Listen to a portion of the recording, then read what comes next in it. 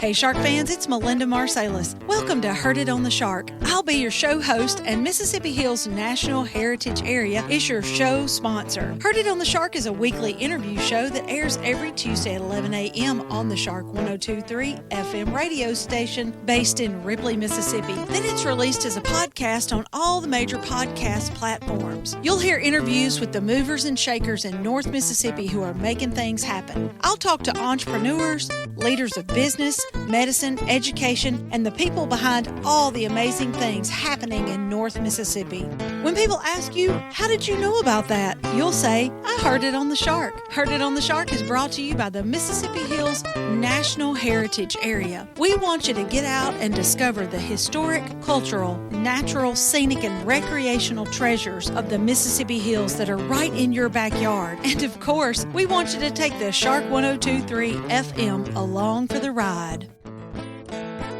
Musical credit belongs to Hill Country Blues guitar legend Gary Burnside and the late great Buddy Grisham, playing Long Way Home from their album Acoustic Brothers, which was recorded at Sun Bear Studio in Ripley, Mississippi.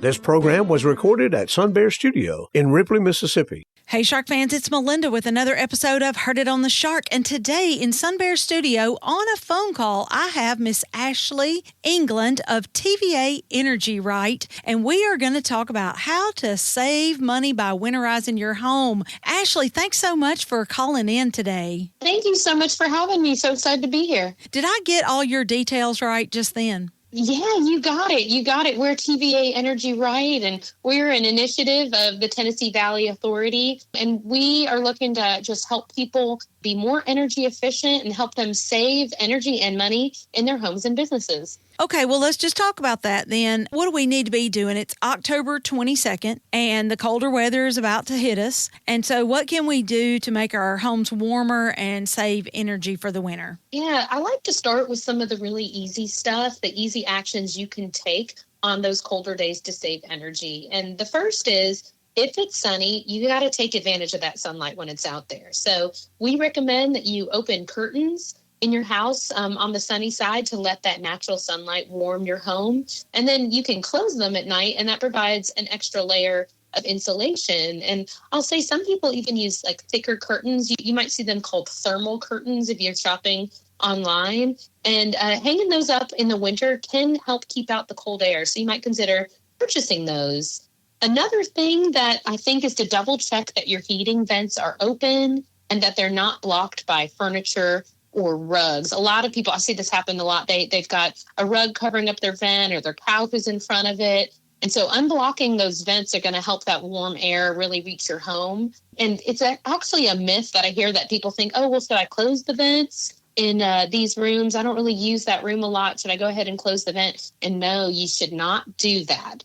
Your home's HVAC, it's sized to accommodate all the rooms in your house. So that system's going to generate the same amount of hot air no matter how many vents are open. And when you close the vents, it actually kind of makes your system overwork, and it can make your energy bills go up. So yeah, make sure your vents are open. And then the other one that I'll just say is to make sure your ceiling fans are running clockwise. We recommend you turn the ceiling fan. There's usually a little switch on it you can find, and it makes it run clockwise, and that pushes that warm air down to where you can feel it. But I'll say, don't forget to turn the fan off when you're not in the room, because fans warm or cool people. They don't actually warm or cool the room.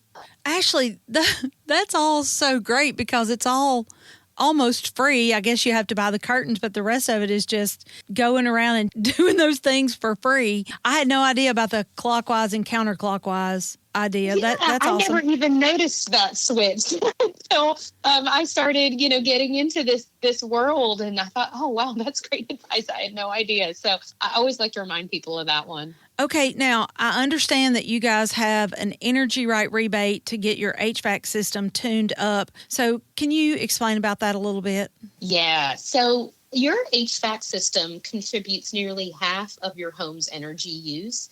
So you can see how quickly that becomes the largest expense on your energy bill each month. So you want to make sure that your HVAC is running at its full potential. You know that the old phrase, an ounce of prevention is worth a pound of cure, and your HVAC is just like that. So you want to get an HVAC tune-up. Typically, you want to do that in the fall, right before the winter season, and then in the spring, right before it's hot. And that HVAC tune-up will test your system. The professional will come out. They'll inspect your condenser and your evaporator coils, and as well as the compressor and the refrigerant charge. They'll also replace your dirty air filters, and we recommend doing that monthly because that prevents all that yucky buildup, all of the allergens and dust that build up. That filter catches all that. But if you don't replace it, that buildup will make your system run less efficiently, and it will probably give you an allergy flare-up. So we offer a $50 rebate, and we partner with your local power company to do that. And all you need to do to get that rebate is make sure you're using a contractor from our quality contractor network to have your tune-up performed.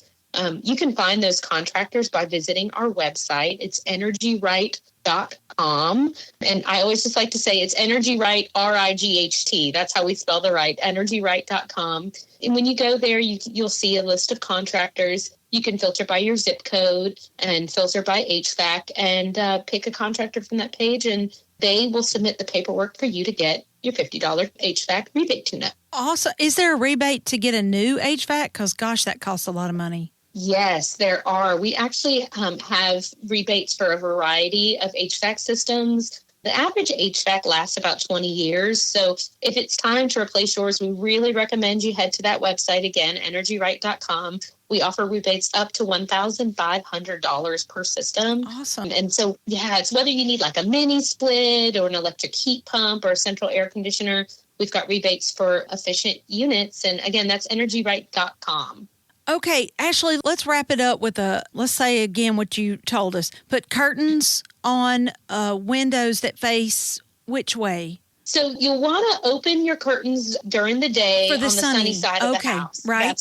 That's right. And then at night, go ahead and make sure you close those curtains up. And if you can, put some thermal curtains, and they're going to be extra thick, and that'll help block out and insulate your house a little bit more. You want to make sure that you have all of your heating vents open and that they're not blocked by, furniture or rugs. And then you also want to make sure that your ceiling fans are running clockwise, and you can turn them on to push that warm air down to where you can feel it. But don't forget to turn them off, because then you're just wasting electricity if you're not in the room. Okay.